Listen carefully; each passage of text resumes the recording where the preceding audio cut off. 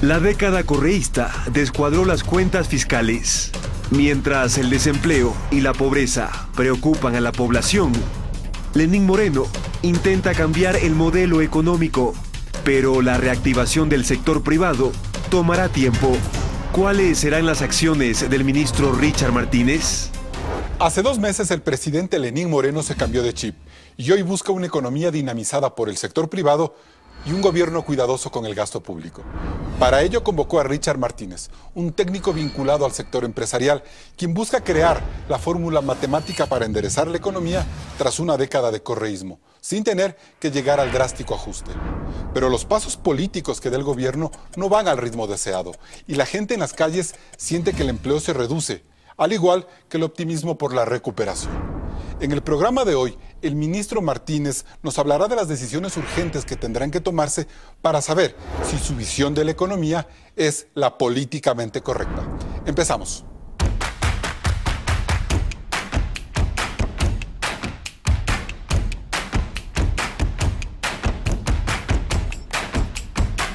Hoy está con nosotros Richard Martínez, ministro de Economía y Finanzas, expresidente del Consejo Empresarial Ecuatoriano. También nos acompañan 2 economistas, Santiago García, catedrático de la Universidad Central del Ecuador y ex viceministro de Economía, y José Hidalgo Pallares, director general de la Corporación de Estudios para el Desarrollo Cordes, periodista y escritor. Gracias por estar en Políticamente Correcto. Hoy vamos a hablar de la situación económica del Ecuador y de qué manera un ministro como Richard Martínez, con una visión más empresarial, está o no imprimiendo un modelo diferente al que el Ecuador vivió durante el correísmo. Claudia. Richard Martínez llegó al Ministerio de Economía con 2 retos fundamentales para la recuperación económica y del empleo. El primero es que el sector público deje de ser el motor central de la economía, como lo fue en los últimos 11 años, para que su dinamismo esta vez corra por cuenta del sector privado. Para tal efecto, el ministro impulsó la ley para el fomento productivo que plantea una amnistía sobre multas, intereses y recargos en materia tributaria, fiscal, del IES, entre otros temas. También habrá exoneraciones tributarias para las nuevas inversiones del sector privado en periodos que pueden ir hasta los 12 años. Y apoyos para que el sector privado se interese por la construcción de la vivienda social. Con este marco regulatorio, Martínez espera que los ministros Eva García de Industrias y Pablo Campana de Comercio Exterior mejoren el clima de inversión privada en el Ecuador. La ley de fomento también trae un plan de equilibrio fiscal para los próximos 3 años, con la reducción del déficit, un endeudamiento que caiga por debajo del 40% del PIB y que existan fondos de ahorro. Todas estas medidas se podrán evaluar en el largo plazo, es decir, hacia el final del gobierno de Moreno. En cambio, la situación fiscal del país ahora es compleja. El día a día parece ser el reto más difícil del ministro Martínez, pues el gobierno tiene una falta de recursos fiscales. Entre enero y junio de este año, en el presupuesto general del Estado ingresaron 9.932 millones de dólares por tributos, petróleo, tasas y otras transferencias. Pero en ese mismo semestre el gobierno gastó 10.571 millones de dólares. Es decir, hay un déficit de 639 millones de dólares. ¿Pero en qué gasta tanto el gobierno? Por cada 100 dólares que entran al presupuesto del Estado, 42 se van en el pago de sueldos del sector público, 15 dólares para los gobiernos autónomos descentralizados, 14 para el pago de intereses de la deuda externa e interna. 9 dólares son los aportes del gobierno a la seguridad social y al bono de desarrollo humano, y otros 9 dólares se destinan para los gastos operativos del Estado. Quedan 11 dólares para la inversión pública. Buscar mes a mes la forma en la que se pagan esas cuentas y cubrir hasta fin de año un déficit fiscal de unos 5.000 millones de dólares son las urgencias del ministro. Carlos. Bien, señor ministro, bienvenido. Y se puede decir que quizás el asunto del déficit fiscal es el principal motivo de estrés de un ministro de Economía en estas circunstancias. ¿Ya tiene usted claro cómo va a cubrir esos casi 5.000 millones de dólares hasta fin de año? Gracias, Carlos. Un saludo a José, un saludo a Santiago y un saludo a la audiencia también que nos escucha este domingo. Creo que lo importante, más allá de las urgencias, es partir de un diagnóstico estructural que nos permite entender cuáles son los grandes retos de la economía ecuatoriana y qué heredamos luego de 10 años en en los que se profundizaron grandes desequilibrios en la economía 10 o ecuatoriana. 11. Bueno, 10, 11, más allá de eso, este momento nosotros queremos ver al futuro, pero sobre un diagnóstico claro, que parte de varios desequilibrios. El primero es un desequilibrio fiscal crónico. Lamentablemente, en la época de bonanza petrolera, lo que se hizo fue expandir la economía de tal manera que luego, cuando cayeron los precios del petróleo, ya no nos alcanzó el dinero. Entonces, hay un desequilibrio fiscal muy grave que incluso llegó a contaminar las reservas del Banco Central. Por eso es que la ley detiene esa hemorragia. Tan es así que el gobierno tuvo que pagarle con papeles de la CFN al Banco Central, pero luego vamos a profundizar en ello. El otro es un desequilibrio en la relación público-privada en torno a la inversión. Evidentemente, con un nivel de gasto así de elevado, el sector público se tornó en el motor de la economía. Pero cuando eso ya no es posible, mantener ese nivel de gasto, el sacrificio que hay que hacer en términos de crecimiento es muy fuerte. Fueron 10 años de hostigamiento a la inversión privada, de un clima de negocios adverso, de unas garantías poco transparentes para los inversionistas, de tal manera que ese es el segundo desequilibrio. Un paréntesis nada más. ¿Por qué se dice siempre, es como una muletilla pensar que durante 10 años en el correísmo se le hostigó al sector empresarial? Pero mucha gente, en cambio, dice que los grandes grupos económicos de la época estuvieron muy bien con Correa.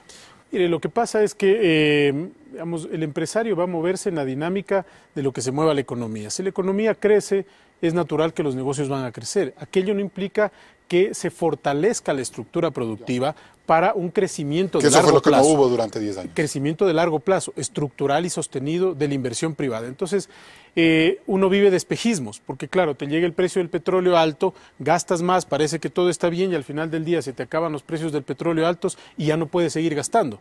Y la economía ya no puede seguir creciendo. Y no se hicieron las reformas necesarias para garantizar más competitividad. Y no estoy hablando solamente de los grandes, sino de los pequeños, de los medianos, etcétera. Y luego tenemos los problemas de competitividad en sí mismo, ¿no es cierto? El Ecuador tiene y adolece problemas de competitividad que son históricos, algunos de ellos. Y de eso vamos a hablar luego. Y lo que yo le quiero plantear es ahí, con ese diagnóstico que usted hace, uno de los principales resultados es este gran déficit fiscal, porque el gobierno tuvo que endeudarse para mantener una economía que ya no producía. ¿Cómo van a cubrir ustedes 5.000 millones hasta fin de año? ¿De qué manera? Cuando llegamos al ministerio, nosotros proyectamos que iba a pasar hasta finales de año si no hacíamos absolutamente nada, es decir, un escenario pasivo. Esta cifra nos llevaba a cerca de 8.000 millones de déficit. Entonces, ya hemos tomado decisiones que nos permitirán este año cerrar con algo cercano a 4.000 millones de dólares de déficit global. El déficit primario esperamos que cierre en 1.200, algo cercano a esa cifra. Entonces, por eso la ley ayuda en ese sentido, porque vamos a tener un ingreso por la remisión tributaria.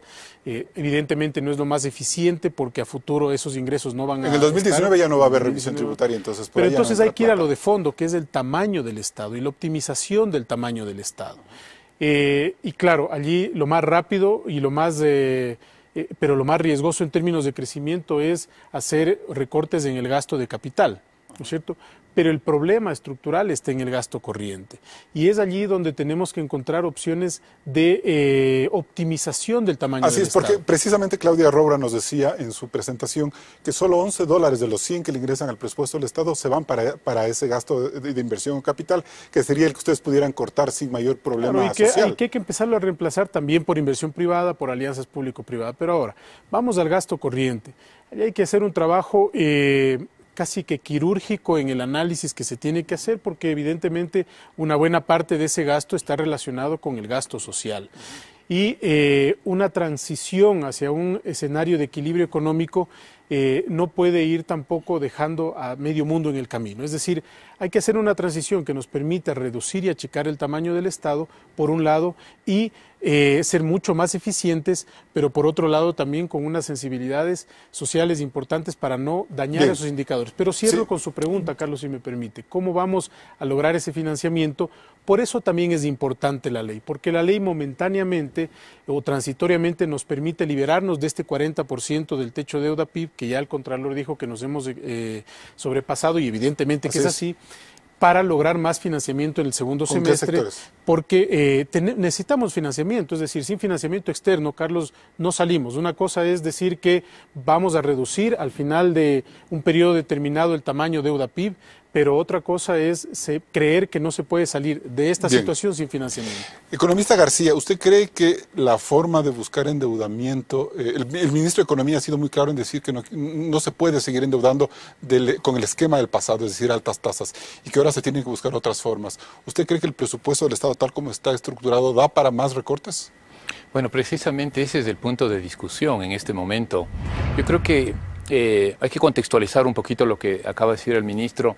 Yo recuerdo en el 2010, 11, 12, a Ecuador se le felicitaba en América Latina por ser uno de los principales inversores, sobre todo con inversión pública. ¿Y eso es bueno o es malo? Yo creo que, esa es mi reflexión, acaba de venir de un congreso empresarial y uno de los elementos para construir competitividad, Carlos, es infraestructuras. Entonces, lo que pasa es que tenemos que empezar a dialogar de forma no en extremos. La inversión pública es buena, es necesaria. ¿Quién dijo que la inversión pública no se hizo con empresas privadas? Todas las constructoras privadas trabajaron con el gobierno. No hubo mucha corrupción de por medio, sí, ¿no? De acuerdo. Y en eso, Carlos, hay que ser enfático. La corrupción tiene que ser perseguida, castigada y determinar los responsables. Pero eso no quita que un país necesite infraestructuras. Eso no quita, ¿no es cierto?, que lo que acaba de decir el ministro, y yo coincido en esa parte, hoy no hay esos recursos para poder mantener esa inversión. Entonces, si quitamos un poco las expresiones de extremos, ¿no? En el sentido, lo uno es malo, lo otro es pésimo y todo es... O sea, ya no hablar de correísmo. Exacto, porque yo creo que yo personalmente no estoy en el debate de la década ganada o perdida. Me parece que es un tema más político que no construye mucho. O sea, si eso nos permitiría ver a una sociedad mejor y darnos más alternativas, de acuerdo. Pero no es así. Lo que nos quedamos en una misma página histórica. Ecuador no termina ni empezó con Rafael Correa, okay, me parece. Pero entonces, el punto que quiero decir es cierto, y ese es el punto central del debate público hoy. Necesitamos que la inversión privada se presente, que se haga efectiva, y para eso está la ley.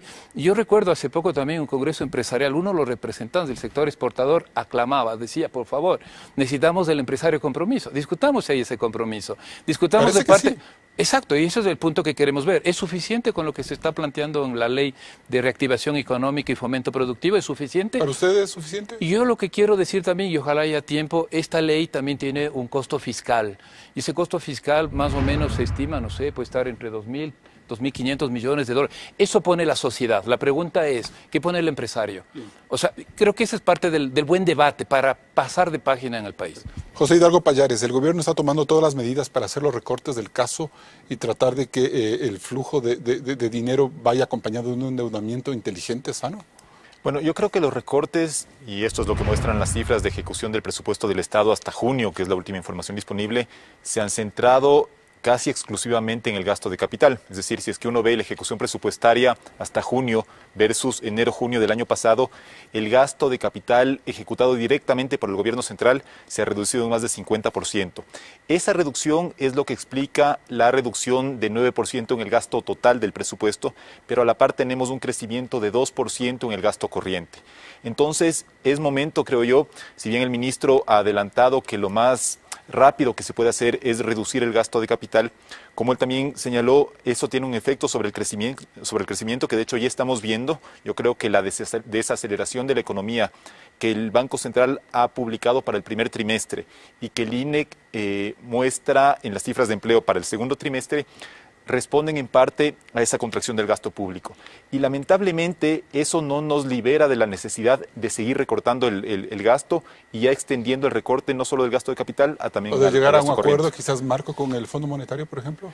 Para mí sería una opción realmente recomendable, no solo en el sentido de que el financiamiento que se pudiera obtener por esa vía va a ser con toda seguridad en mejores condiciones que de lo que se puede obtener en el capital. Y con estas primeras reflexiones nos vamos a un corte comercial. Sigue el debate en Políticamente Correcto aquí con el ministro de Economía, Richard Martínez. Y recuerde que puede seguir este debate en Twitter, @políticacorrecta. También puede ver todas las noticias en Instagram, @políticamentecorrecto.es. Regresamos con más de este importante debate.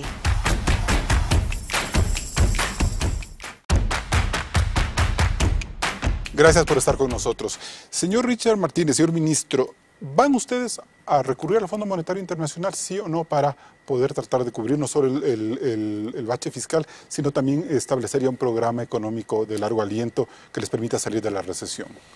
Mire, por responsabilidad con el país nosotros no podemos descartar ninguna opción. Por el momento no Hay una negociación formal, no se ha iniciado esa negociación, porque creemos que todavía hay opciones de financiamiento y tiene que haber mucho más debate interno para terminar de clarificar algunas definiciones internas a nivel de gobierno. Usted entenderá que las decisiones de gobierno se toman en una deliberación interna, pero también me gustaría hacer referencia a lo que señalaba Santiago y José. En relación a lo que mencionaba Santiago, yo estoy de acuerdo en que el gasto público no se puede satanizar per se, es decir, la inversión pública es inversión buena, pero también tiene que tener sostenibilidad. Anualmente el gobierno gasta cerca de 600 millones de dólares, por ejemplo, en mantenimiento vial. ¿Cuánto de eso puede ser delegado a la inversión privada? ¿Cuánto de eso pudo haber sido delegado porque no se planificó bien? En lo que no estoy de acuerdo con Santiago es en la cifra del sacrificio fiscal. Para este año, más bien, tenemos, fruto de la remisión tributaria, cerca de 500 millones previstos de ingresos y los próximos años 130 y 240 millones de sacrificio fiscal. Me supongo que se referirá a que un montón de intereses y de dineros. Bueno, lo que pasa es que ahí entramos un debate de la probabilidad y de la expectativa. Hay juicios que no han sido resueltos, entonces esos juicios los puede ganar el Estado como los puede ganar el privado. En ese caso, claro, queda el cuestionamiento de quién nos iba a ganar.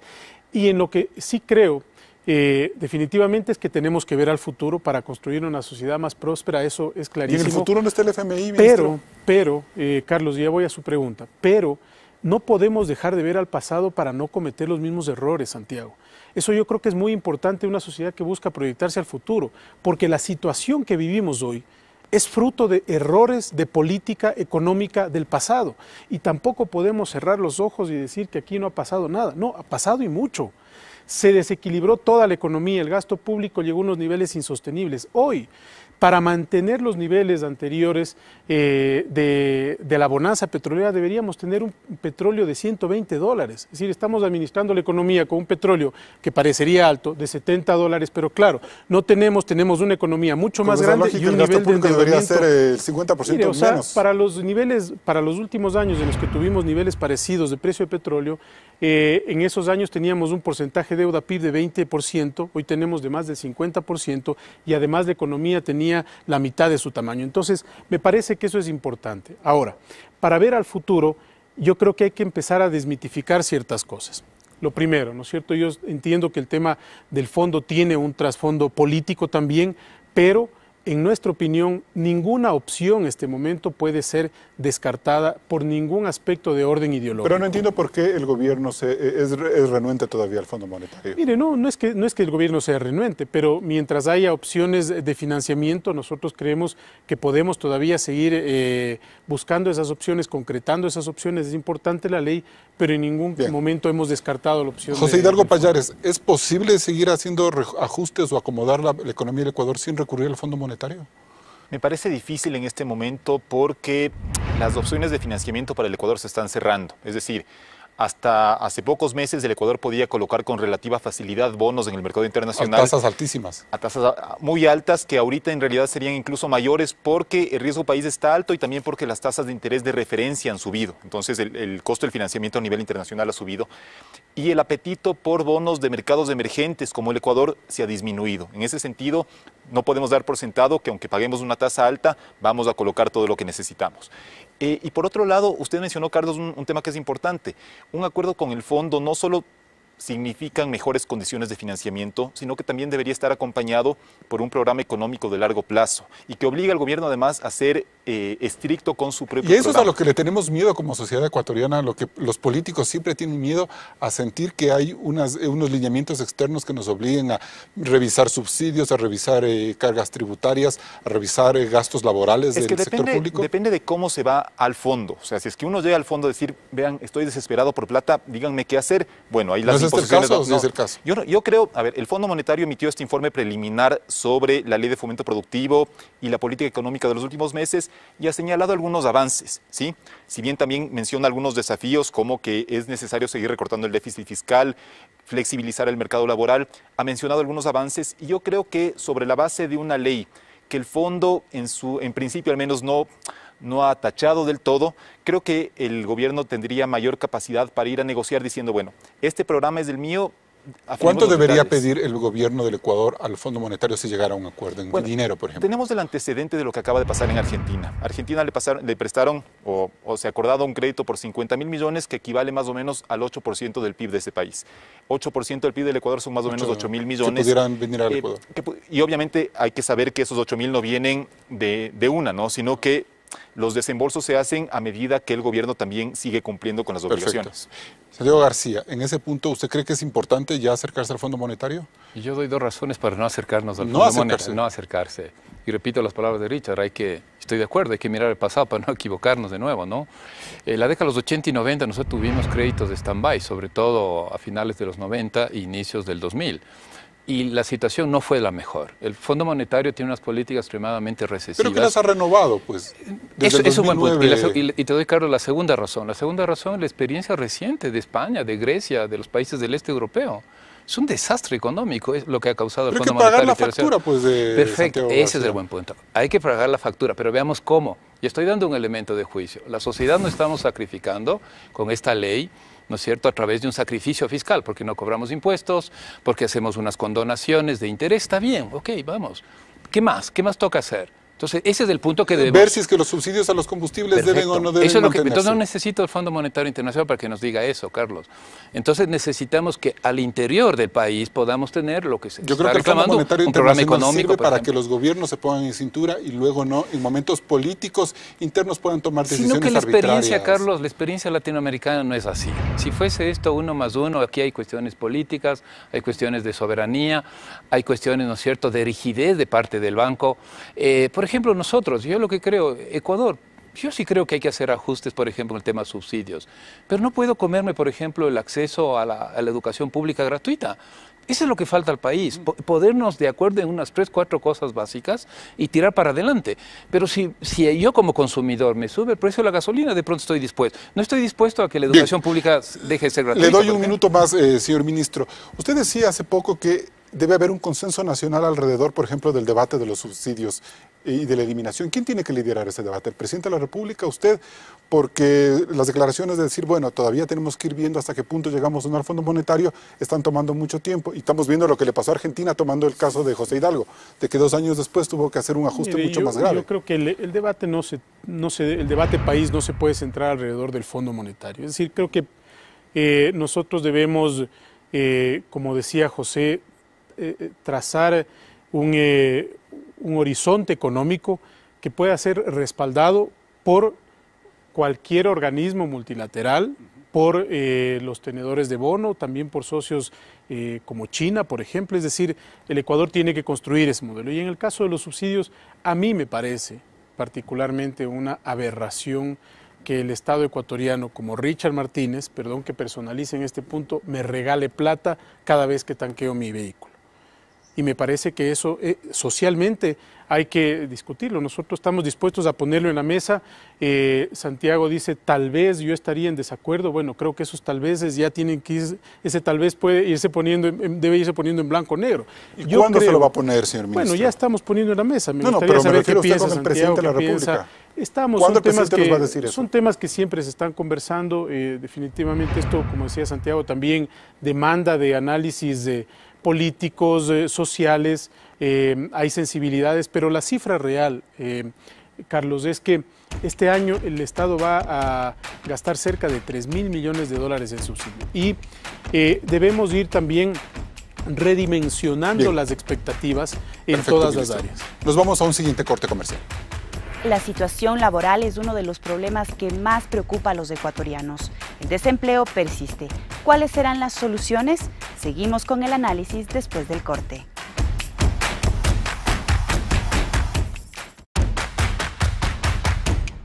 La situación laboral en el país no ha mejorado sustancialmente. Según las cifras del INEC, el desempleo se redujo, pero la pobreza ha subido, lo que muestra el difícil momento que vive el Ecuador. Veamos. Nosotros aquí estamos desesperados por un trabajo. Esta es la realidad de miles de ecuatorianos que no tienen un trabajo adecuado y viven en la informalidad. El gobierno anda en la política de él diciendo que ha ampliado bastantes fuentes de trabajo, pero no hay trabajo. Según las cifras del INEC, en junio del 2017, 3.267.000 personas tenían un empleo adecuado, es decir, quienes cuentan con los beneficios que ordena la ley. Pero en junio de este año, esa cifra se redujo a 3.105.000. Es decir, 162.000 personas dejaron de tener un empleo formal. Otro de los datos que mejor refleja la realidad es el aumento en el número de ecuatorianos que no alcanzan a tener un salario básico, sin afiliación y con horarios inestables. En junio del 2017 eran 4.514.000 personas. En junio de este año son 4.543.000. 29.000 ecuatorianos pasaron al trabajo informal. Me quedé sin trabajo hace unos 3 meses más o menos y tomé como opción meterme a Uber y estaba trabajando en la mañana y bueno, en la tarde y noche también. Otro indicador a tener en cuenta es que entre diciembre del 2017 y junio del 2018, la pobreza subió del 21,5% al 24,5% y la pobreza extrema del 7,9% al 9%. Debido a que el gobierno ha cambiado la forma de administrar la economía, el sector privado, que es el primer generador de empleo en el país, se muestra optimista. Pero el camino toma tiempo. Pablo Zambrano, presidente de la Cámara de Industriales, explica. Este proceso que tomó 10 años para al país supuestamente transformarle, pero en realidad fue un populismo puro y duro, fue un proceso largo y complejo. Por lo tanto, sí debemos tener paciencia los ciudadanos para poder reconvertir la situación. Un panorama que promete, pero según una encuesta de Sedatos de junio del 2018, la principal preocupación de los ecuatorianos es la economía. Bien, economista García, ¿qué nos quieren decir estas cifras del empleo? ¿Y de qué manera la ley que se acaba de vetar y que está ya por salir adelante lo va o no a solucionar? Yo creo que la cifra nos está marcando una situación muy compleja. Tenemos problemas de generación de empleo, también tenemos problemas de destrucción de empleo y también se refleja en las cuestiones de pobreza. A mí me duele realmente las últimas cifras al mes de junio de pobreza. 40% de la población que vive en el sector rural es pobre. Ese es el dato oficial. Entonces, lo que creo que hay que hacer como sociedad es pensar cuáles son las alternativas, cuáles son las salidas. Creo yo también, uno es la ley de fomento, y en ese punto, al inicio del programa, yo dije, está bien, aquí hay un sacrificio fiscal. Con Richard podemos discutir, no es 2.000, lo que fuese. Hay un sacrificio fiscal, y quiero eso decirlo a la opinión pública, está bien. Hay un sacrificio fiscal y eso pone la sociedad. La pregunta es, ¿qué pone el sector privado? El ministro Campana ofrece 8.000 millones de dólares y yo hasta lo que quiero 2021. pedir, y lo digo con mucha consideración, pero de forma directa, necesitamos transparentar en la cartera de 9.000 proyectos, 9.000 millones de dólares de inversión. Yo creo que es sano pedir una transparencia. ¿Quiénes son? ¿Cuánto es? ¿Cuál es el impacto, Richard, en la economía nacional? ¿Cuánto va a generar empleo? Porque ya la sociedad está poniendo una parte a través de la ley con estos sacrificios fiscales. Yo no estoy en contra, yo creo que el país tiene que seguir avanzando, y yo creo que un modelo con un Estado promotor del desarrollo, manejador de la economía, ya no. Pero aquí también las cosas no pueden ser en el aire, tiene que haber claridad. Y una de las cosas que a mí me preocupa es precisamente eso. ¿Cuánto va a poner el sector privado? No lo digo en mal sentido, lo digo como un ciudadano que reclama una actitud diferente. Porque está recibiendo ya algunos beneficios. Porque incluso algunos, y Richard me va a dar la razón, muchos dirigentes empresariales siguen reclamando. Dicen, pero queremos ser el líder de la economía y todavía el gobierno no hace nada. ¿Qué más quieren, señores? ¿Qué más necesitamos para que apuesten este país? Hay unas cifras inmensas de sectores empresariales, de sectores pudientes que tienen depositados en paraísos fiscales. Así no se hace patria. Yo entiendo así. Si me dicen, no, así hago patria, bueno, yo entonces estoy equivocado. Está equivocado el concepto. Está equivocado el concepto. Entonces hay muchas cosas que hacer desde el lado privado para que sea el líder del José Hidalgo Pallares, ¿qué debe poner el sector privado a cambio para poder cambiar no solo estas cifras, sino ponerse a tono con el apoyo que le está dando el gobierno a través de la ley de fomento? Bueno, en realidad yo diría en primera instancia que en mi opinión, lamentablemente, estas cifras de empleo, primero, que las venimos arrastrando desde el fin de la bonanza petrolera, ¿no? Es decir, que 4 de cada 10 personas que quieren trabajar tengan un empleo adecuado, es una cifra que se viene viendo ya en los últimos años, no es únicamente... Un paréntesis, si el presidente Moreno se cambiaba de chip desde el principio y no perdía ese año con la política fiscal similar al del gobierno anterior, ¿hubiéramos tenido una realidad distinta en este momento? Tal vez para junio de 2018 no, y eso es lo que hay que dejar claro, que si es que el gobierno quiere hacer las cosas bien, o al menos como yo las entiendo bien, es decir, corregir el tema fiscal, corregir el tema de competitividad y obviamente mejorar el ambiente de negocios, en un primer momento el impacto va a ser negativo. Corregir la situación fiscal en un país que llegó a depender en más de un 40% del gasto público, en la economía el gasto público llegó a pesar eso, necesariamente tiene un efecto recesivo en el primer momento. Y esta es la consecuencia, lo que estamos viendo ahorita es consecuencia de los ajustes que se han hecho. Justamente yo había dicho al inicio del programa que la desaceleración de la economía y estas cifras del mercado laboral pueden estar relacionadas con el ajuste en el gasto fiscal que se ha dado. Entonces, en ese contexto, yo creo que es difícil exigir nada al sector privado, en el sentido de que el capital va donde más utilidad tiene.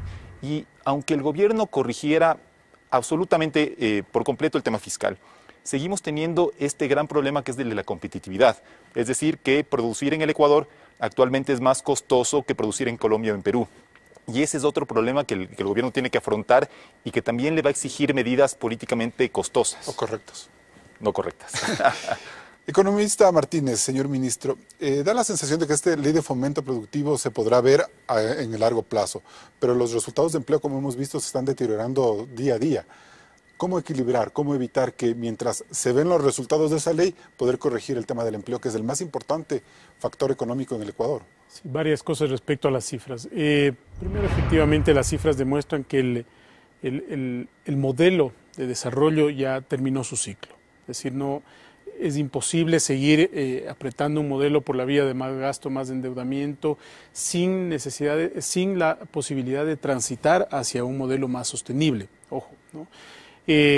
Y por otro lado, nosotros también estuvimos revisando las cifras. En el caso de las cifras de registros de contratos del IES, por ejemplo, se mantienen estables los contratos. Y en el caso de las cifras de contratos del Ministerio del Trabajo, también se ve esa misma tendencia. Entonces, estamos solicitando un apoyo técnico para tratar de entender un poco con mayor claridad las cifras de empleo que se han hecho públicas, porque como digo, los contratos registrados en el Ministerio del Trabajo y en el IES se mantienen estables. Ahora, que la situación es buena, obviamente que no es buena, no nos vamos a engañar, y que la principal preocupación de los ecuatorianos es el empleo, por supuesto, porque ese es su sostén de vida. Y su principal preocupación seguramente.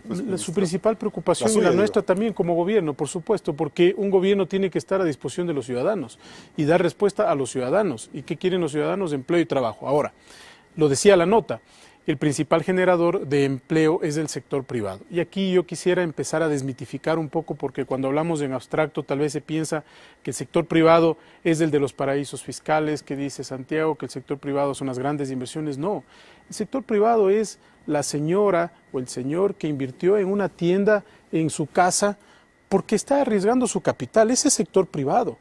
Entonces tenemos que darle absolutamente a todo el sector privado las facilidades para que puedan generar más empleo. Si yo abro un negocio pequeño, el día de mañana mi negocio se extiende, contrato una persona, 2 y 3. Entonces, esta ley apunta justamente hacia eso. ¿Cuándo se verán los primeros resultados de la ley? Mire, ¿necesariamente hasta fin del gobierno? Mire, es muy difícil poner una fecha. Lo que yo sí estimo es que al menos durante este año ya vamos a ver resultados de inversión. Señalaba Santiago cómo están esos procesos. En enero se aprobaron 11 contratos de inversión por cerca de 550 millones de dólares. A mayo se aprobaron 11 más con 400 millones de dólares.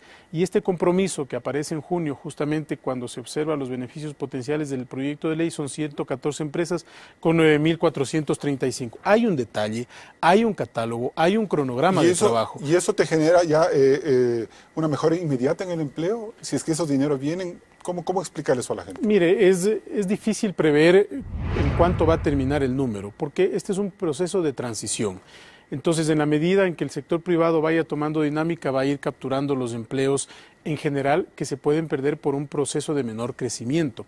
Y nuestra aspiración es que al menos este segundo semestre va a ser un semestre difícil todavía por la situación fiscal, porque las empresas van a terminar o van a empezar a hacer sus inversiones y el próximo año, el 2019, podemos ya empezar a ver cristalizarse. Hay proyectos de inversión independientemente de qué pase o no con el Fondo Monetario. ¿Perdón? Independientemente de qué pase o no con el Fondo Monetario. Bueno, o sea, creo que la ley no es la ley del Fondo Monetario, digamos, esta ley es una ley que la aprueba el gobierno pensando no solo, Carlos, en algunos incentivos, sino también en corregir varios desincentivos y en incentivos que van a todos los ciudadanos. Por ejemplo, aquellos jóvenes que fueron becados y que hoy no pueden pagar porque no han encontrado trabajo, también encuentran oportunidades para resarcir esas multas de los intereses. O, por ejemplo, aquellas personas que han estado en central de riesgos en la categoría que les inhabilita tener crédito, eso se va a limpiar en los próximos 90 días para que esas personas puedan pagar y puedan hacer, digamos, y también en el sector agrícola, se está eliminando el IVA para el seguro agrícola, por ejemplo. Entonces, es una ley que busca beneficiar a todos. Ahora, contentar a todos, eso va a ser muy difícil, pero busca beneficiar a todos. Vamos a un nuevo corte comercial. Siguen Políticamente Correcto. ¿Sabe cuántos funcionarios públicos trabajan para el Estado y cuánto le cuesta al país? Lo conoceremos al volver.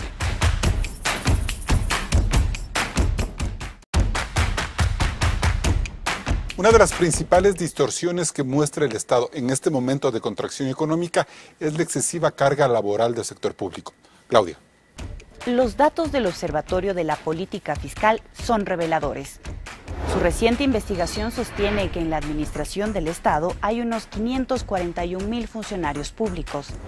Las 3/4 partes de esta burocracia trabajan para la educación básica, las universidades, la salud. Hay más de 50,000 funcionarios en la policía y un número similar en la Defensa Nacional. Finalmente, unas 15,000 personas trabajan en la administración de la justicia. El resto de funcionarios, es decir, unas 127,000 personas, están en más de 100 instituciones. Lo curioso aquí es que el Observatorio de la Política Fiscal advierte que dentro de este abultado número de empleados hay unas 45,000 personas con otros esquemas de contratación. ¿Y cuánto le representa al país toda esa carga laboral? Cada año el salario de todas estas personas significa para el presupuesto general del Estado cerca de 10,000 millones de dólares. Esta suma equivale al 65% de toda la recaudación tributaria prevista para el 2018, que bordeaba unos 15,000 millones de dólares. Según el observatorio, el salario promedio en el servicio público es de 1.400 dólares, cuando en el sector privado es de unos 600 dólares. En todo este cálculo no se cuenta el número de funcionarios que trabaja para el IES, las 22 empresas públicas y los gobiernos seccionales, con lo que la nómina total podría sobrepasar los 700,000 empleados.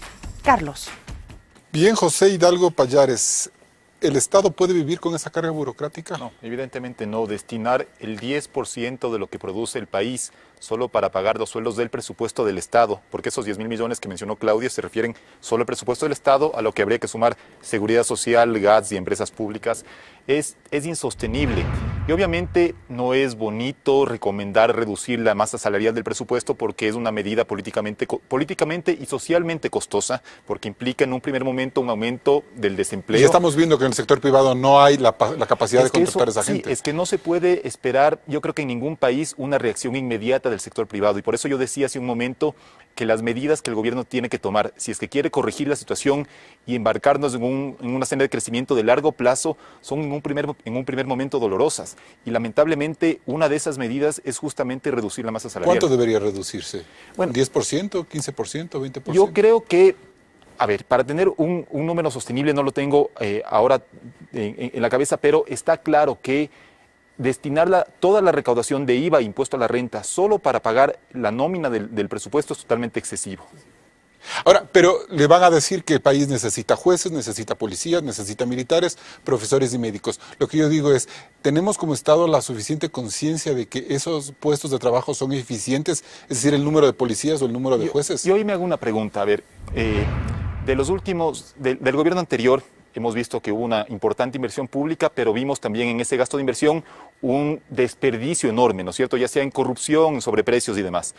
¿Por qué eso no se habría repetido también en el gasto corriente? Es decir, ¿por qué todos los empleos que se están dando en el sector de educación, de salud y de seguridad, por ejemplo, corresponden efectivamente a esos sectores y no son trabajos administrativos o de comunicación, por ejemplo, en el Ministerio de Educación, en el Ministerio de Salud?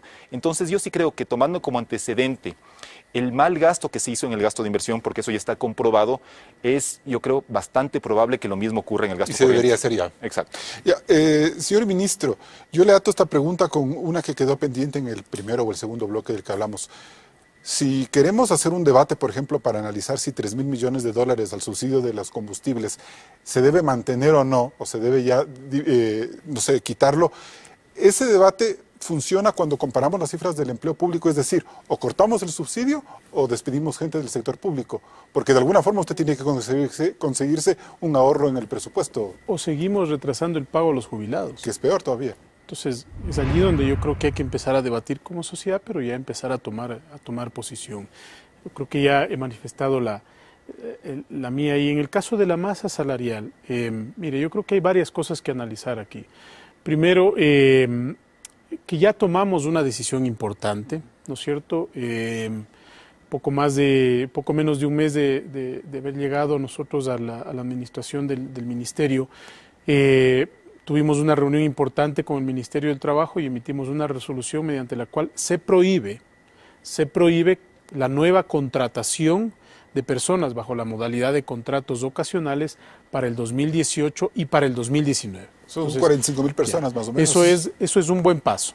En contratos ocasionales hay cerca de 70.000 personas, ¿no es cierto? El 70% de eso está relacionado justamente con áreas de salud, educación.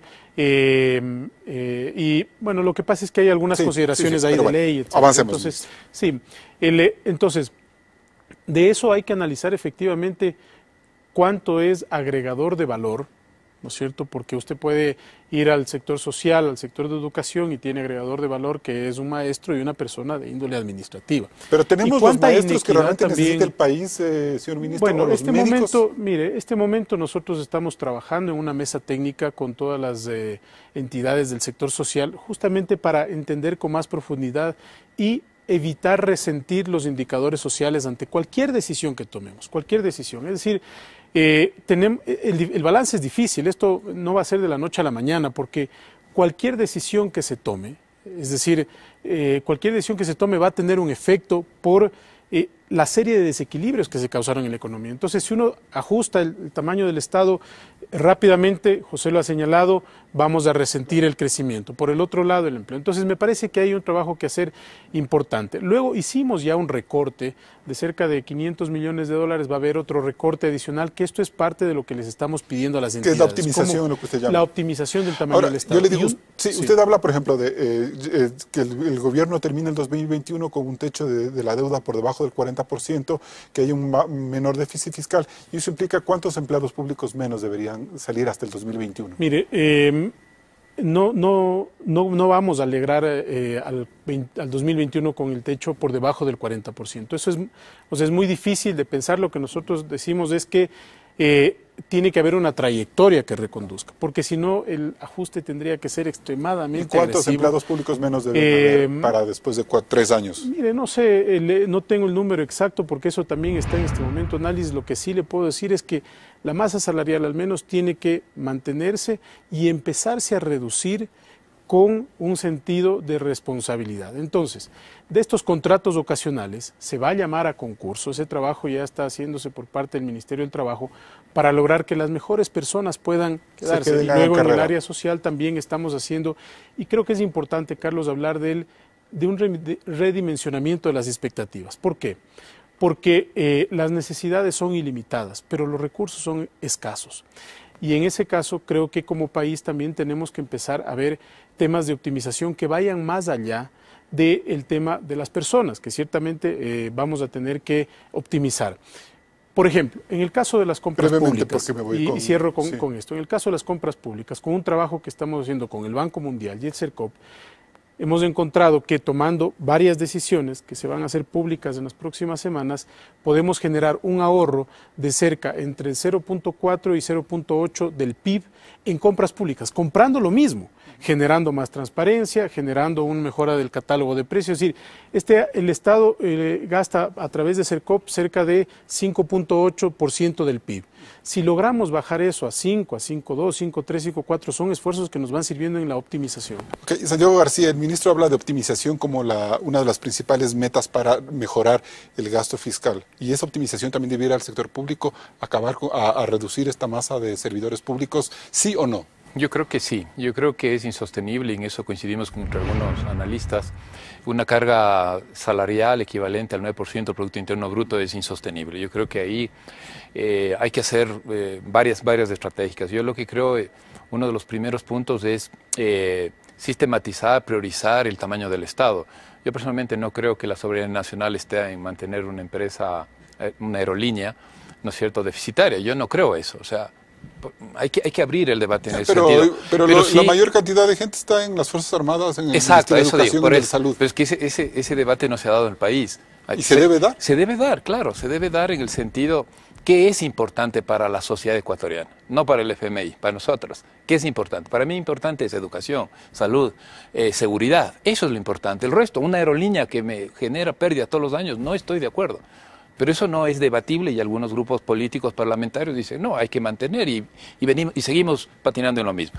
Eso uno. Lo otro, yo creo que no hay alternativa. Yo creo que este momento, yo te doy el dato, Carlos, se presupone que 130.000 personas que tienen contrato ocasional están saliendo en este momento. No son 45, no 70, no, lo que pasa es que 130. el Ministerio de Trabajo dijo, son 160.000 con trabajos ocasionales, se llama concurso 30.000. 160 menos 30 me queda 130.000 que deben salir porque no hay opción de quedarse, porque está prohibido, lo acaba de decir Richard. El problema es que la cuarta parte del empleo formal en el Ecuador ese es el tema. Sector público. El resto de la gente de la población económicamente activa pero lo que debemos entender, Carlos, es, o sea, debemos verlo de una forma más integral los temas.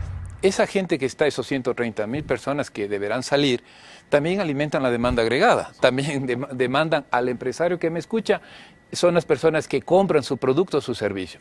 Pasado mañana ya no habrá esa demanda y esto se vuelve un círculo complicadísimo. Entonces, Carlos, yo creo que lo que ha dicho Richard va por el camino correcto. Hay que racionalizar, hay que mirar el tamaño del Estado, la sociedad tenemos que priorizar nuestros intereses para salir adelante. Bien, nos vamos a un nuevo corte comercial y volvemos con etapa de conclusiones.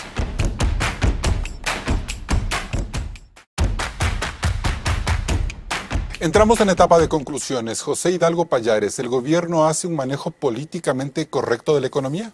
Bueno, yo creo que el esfuerzo que está haciendo el gobierno todavía es insuficiente. El recorte del gasto se ha centrado, como dije, en el gasto de capital y tiene que extenderse también al gasto corriente.